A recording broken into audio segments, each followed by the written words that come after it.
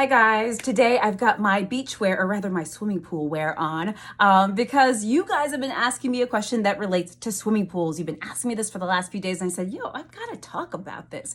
Your question has been, rightfully so, can swimming pools transmit coronavirus? Now, I think that's an excellent question, so I wanted to talk about that answer today. First of all, I gotta say this, y'all. Our best bet against coronavirus is social distancing. It's wearing masks, it's hand washing, not touching our face, hand sanitizer, and things like that.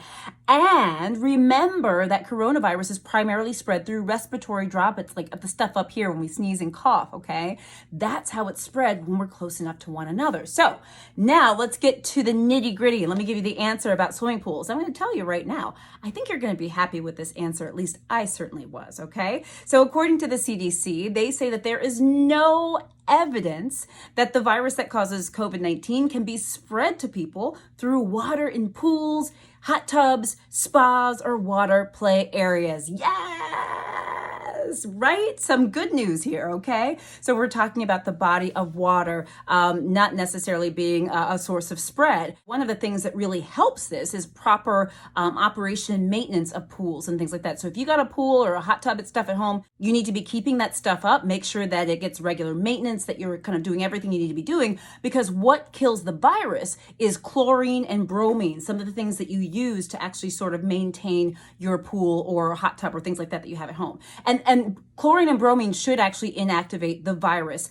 in the water, which is fantastic news. I love it. Now, I know what your next question is going to be. You're going to say, so Dr. Jen, I can go to the pool, right? Well, not so fast. All right, so that's pools, the body of water in pools, hot tubs, and things like that.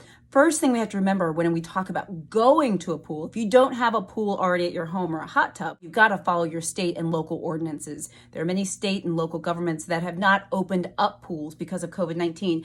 And it makes sense because think about this. While we're not concerned about the water having COVID-19, what are we worried about? We're worried about everything else you can touch. Remember, we know that coronavirus can stay on steel and hard plastic and things like that. If you go to a pool, you have to open doors. You have to go into locker rooms. You have to take your suit off and open a locker and put things in. And all that stuff could transmit coronavirus. So that's why, first of all, going to a pool may not have the same low risk as being in the water in a pool, okay? So follow your state and local guidance and ordinances and things of that nature.